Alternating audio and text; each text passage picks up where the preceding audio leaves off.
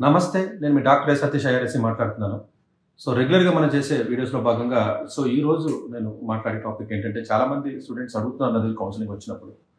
Sir Sainik school exam గురించి మీరు మామూలుగా వీడియోలో చెప్పారు తప్ప దాన్ని సెపరేట్‌గా ఎప్పుడు వీడియో చేయలేదు. ఏదైనా సైనిక్ స్కూల్‌కి సంబంధించి ఏదైనా వీడియో చేసినట్లయితే కొంచెం ఎక్కువగా మధ్య తరగతి లేకపోతే అలాగైతే ఎవరైతే కొంచెం ఫీజు కట్టుకోలేనటువంటి వ్యక్తి ఎవరైతే ఉంటారో గవర్నమెంట్ స్కూల్స్ కాబట్టి కొంచెం క్వాలిటీ ఉన్నటువంటి స్కూల్స్ కాబట్టి ప్లస్ ఫ్యూచర్‌లో డిఫెన్స్‌కి వెళ్ళాలనే ఉద్దేశం కూడా మాకు ఉంది కాబట్టి సైనిక్ స్కూల్ ఎగ్జామ్ రాస్తే బాగుంటుందనే ఉద్దేశంతో అడుగుతున్నారు. సరే సైనిక్ స్కూల్‌లో చదివితే క్వాలిటీ ఉంటుందా ఉండదా లేకపోతే ఎలా ఉంటుందా అనే విషయం సెపరేట్‌గా మాట్లాడదాం. అది సెపరేట్ టాపిక్.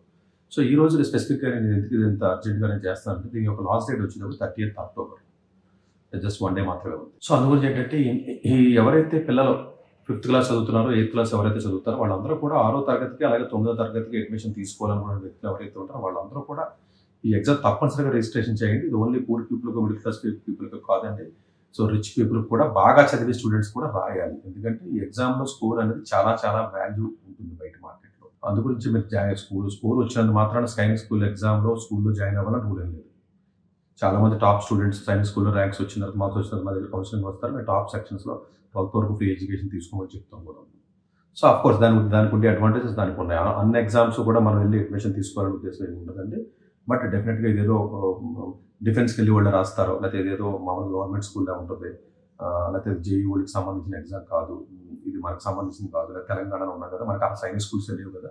అసలు తెలంగాణ వాళ్ళకి సంబంధం లేదు. ఇది ఓన్లీ ఆంధ్ర వాళ్ళకి సంబంధం అని చెప్పి రకరకాల అపోహలు అనేవి సర్వసాధారణంగా ఉంటాయి. బట్ అలాంటి అపోహల నుంచి బయటకు దయచేసి. ఏదైతే all India Sainik school AISS entrance examination W E 2026 సంబంధించినటువంటి నోటిఫికేషన్ రిలీజ్ అవ్వడం జరిగింది. లాస్ట్ డేట్ కూడా చెప్పాను కదా 30th అక్టోబర్ ఉంటుందండి.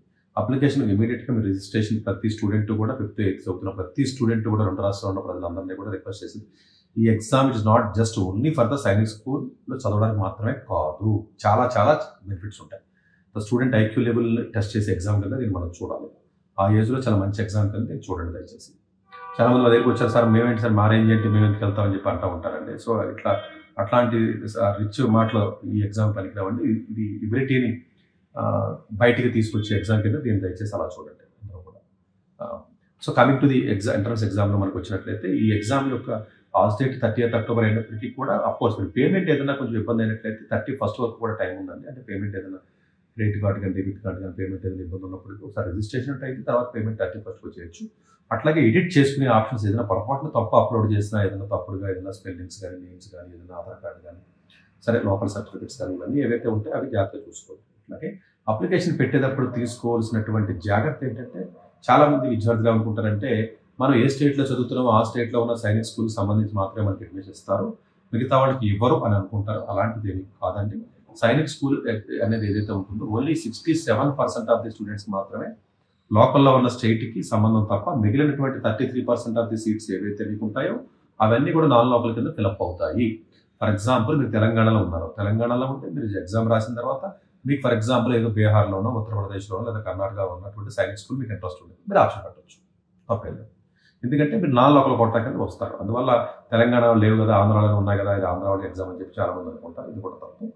డెఫినెట్గా ఓన్లీ 67 మాత్రమే ఉంది. అలాగే ఇంకొకటి ఏంటంటే సైనిక్ స్కూల్కి సంబంధించినటువంటి మనకి 30 స్కూల్స్ 37 అలా ఉంటాయి స్కూల్స్ ఏవైతే మనకు ఉన్నాయో ఈ స్కూల్స్ అన్నీ కూడా అంటే ఇప్పటి నుంచో ఉన్నటువంటి ఓల్డ్ స్కూల్స్ భారతదేశ వ్యాప్తంగా ఉన్నాయి. తర్వాత ప్రైవేటు పబ్లిక్ పార్ట్నర్షిప్లో సైనిక్ స్కూల్స్ని మనం గవర్నమెంట్ అలౌ చేయడం జరుగుతుంది. ఆల్మోస్ట్ 69 స్కూల్స్ రీసెంట్గా ఒక వీడియో చేశాను నా ఫేస్బుక్లో ఉంటుంది. ఎందుకంటే టైమ్లైన్లో నేను ఎక్కువ వీడియోస్ చేయట్లేదు. ప్రాబబ్లీ ఈ వీడియోస్ ఎవరైతే ఉంటారో సతీష్ ఐఆర్ఎస్సి అని ఒక యూట్యూబ్ ఛానల్ క్రియేట్ చేయడం జరిగింది. అందులో సబ్స్క్రైబర్స్ 50 మంది కూడా లేరు. అఫ్కోర్స్ ఈ వీడియో మరి ఎంతమంది తర్వాత తెలియదు కానీ నాకు. బట్ ఫేస్బుక్ పేజ్ కూడా సేమ్ అండి. సతీష్ ఐఆర్ఎస్సి క్యాపిటల్ లెటర్స్ అంటే గ్యాప్ ఇచ్చి కొట్టినట్లయితే సరిపోతుంది. ఫేస్బుక్ పేజీ, ఇన్స్టాగ్రామ్ పేజీ కానివ్వండి లేకపోతేనేమో యూట్యూబ్ కానీ సేమ్ ఒకే నేమ్తో ఉంటాయండి. దానిగా ఎవరైతే కొంచెం నా వీడియోస్ చూడాలని అనుకుంటారో అది అఫ్కోర్స్ సబ్స్క్రైబ్ చేయమని నేనేం చెప్పట్లేదు. అది అసలు అలాంటి మాట ఇప్పుడు నేను చెప్పను. It's different story. But content పర్స్పెక్టివ్లో నేను చెప్పాను. కమింగ్ టు ది ఈ సైనిక్ స్కూల్ ఎగ్జామ్కి వచ్చినప్పటికంటే ఈ ప్రైవేట్ పబ్లిక్ పార్ట్నర్షిప్లో స్టేట్ గవర్నమెంట్ ఎఫిలియేషన్స్ లేదా స్టేట్ గవర్నమెంట్ కనెక్షన్స్తో 69 స్కూల్స్ ఏవైతే 6వ తరగతికి వెళ్ళే అవకాశం ఉన్నటువంటి స్కూల్స్ ఏవైతే ఉన్నాయో అవి సైనిక్ స్కూల్స్ మనకు ఉండడం జరిగిందండి. అలాగే 9వ తరగతి వెళ్ళిన స్కూల్స్ 19 ఉన్నాయండి భారతదేశ వ్యాప్తంగా.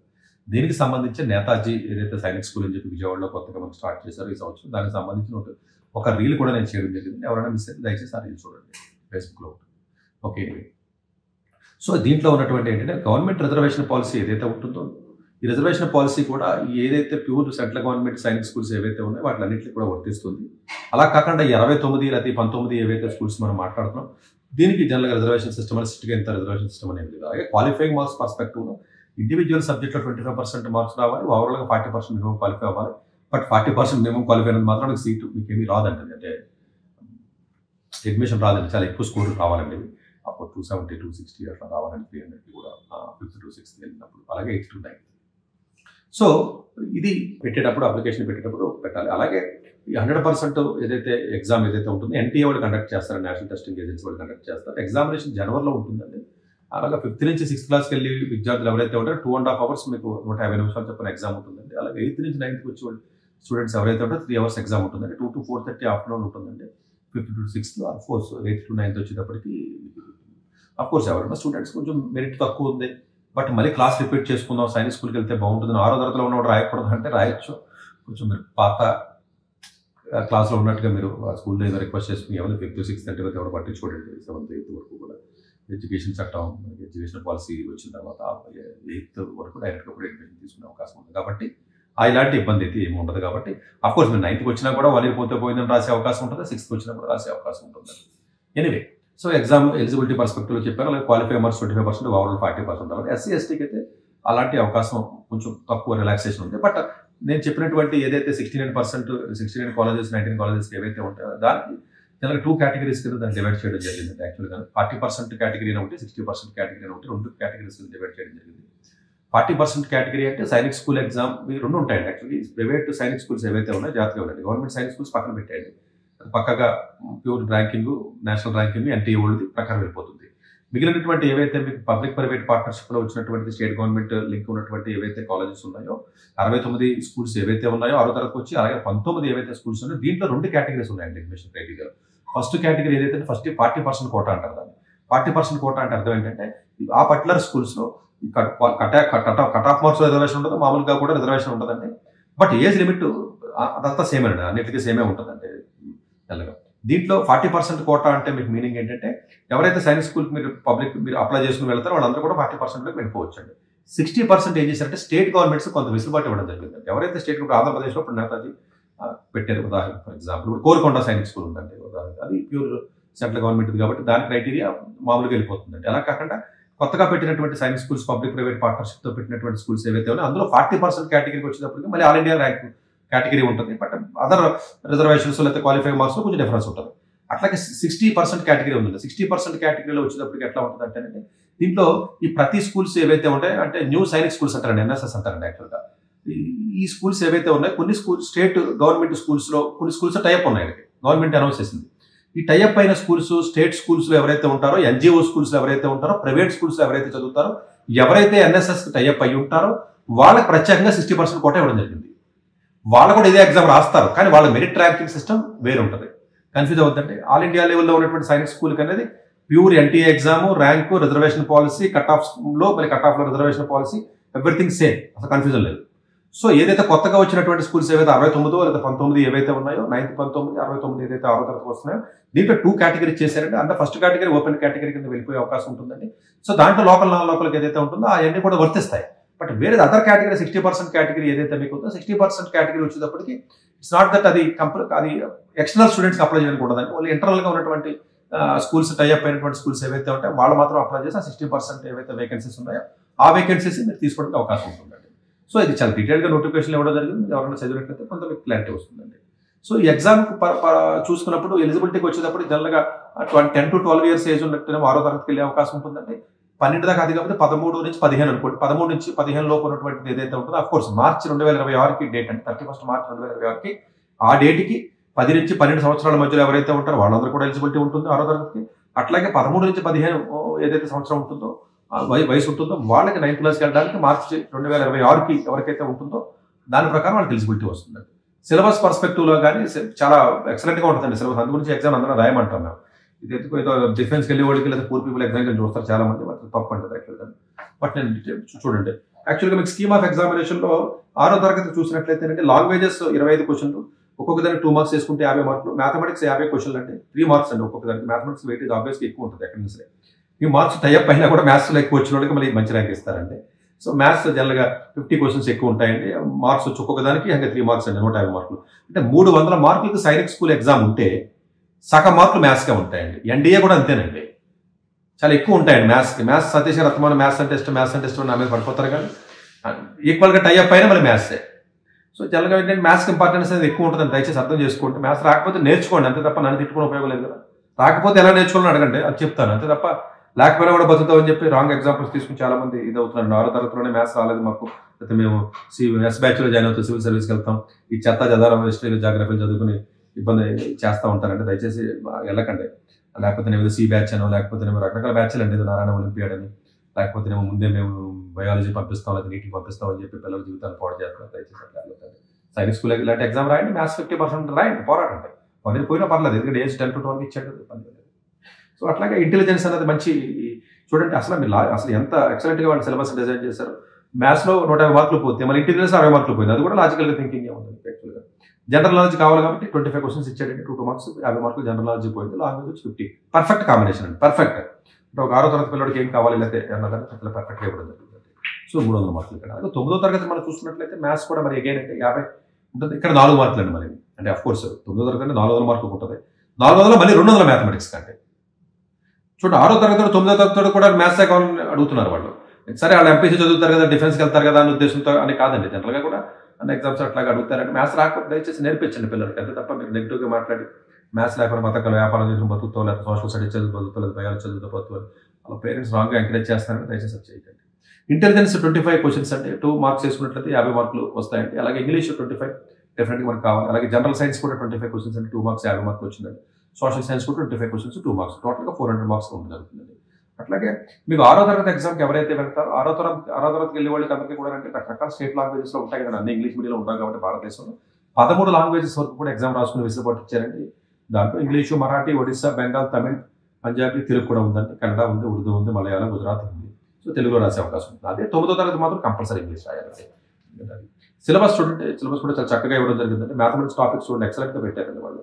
సో ఫ్యూచర్లో ఇప్పుడు అవకాశం ఉంటే కూడా మ్యాథమెటిక్స్ చెప్తాను కాన్సెప్ట్స్, కానీ నేచురల్ నెంబర్స్ ఎందుకంటే మొక్కలు చిన్నపిల్లలు 5, 6, 7 తరగతి 8వ తరగతిలోనే మ్యాథమెటిక్స్ బాగా స్ట్రాంగ్గా మీ ఫౌండేషన్ ఇచ్చినట్లయితే బెటర్గా ఉంటుంది. ఒకవేళ నేను చెప్పిన ఫ్యూచర్లో మ్యాథ్స్ ఆరేంజ్ ఆఫ్ పిల్లలకి చెప్పడానికి ప్రయత్నం చేస్తానండి.